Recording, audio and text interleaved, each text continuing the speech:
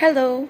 So, ayun na nga, may kwento ko sa inyo. So, nung nakaraan, ako ay nag-open ng Lazada.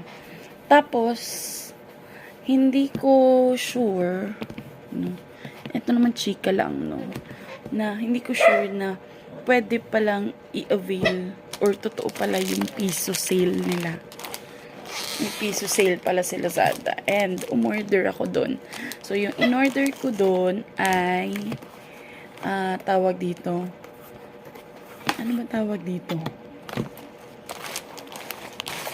Yung solar light.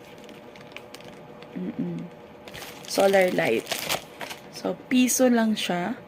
Piso. Tapos, ang babayaran mo lang is yung delivery fee. So, hindi ko sure if kung meron kang delivery fee sa susunod, magiging automatic, parang piso lang talaga yung babayaran mo. So, ang ginawa ko, binayaran ko lang ito sa COD pa nga. COD ko pa nga. Akala ko, nabayaran ko ng GCash. Hindi ko pala siya nabayaran ng GCash. COD ko pala siya pinadala, no? So, binayaran. So, nilagay ko COD. Tapos, tawag dito, COD ko siya binayaran, dineliver siya sa school kanina. Edi, trinay ko lang naman kung totoo talaga na piso siya, no? Tapos, kung i-deliver talaga, dineliver, te. Dineliver. O, tingnan mo, kompleto pa. O, merong stand.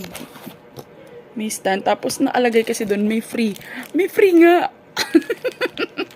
Totoo, legit. No? May free nga siya. Tapos ito, may solar panel.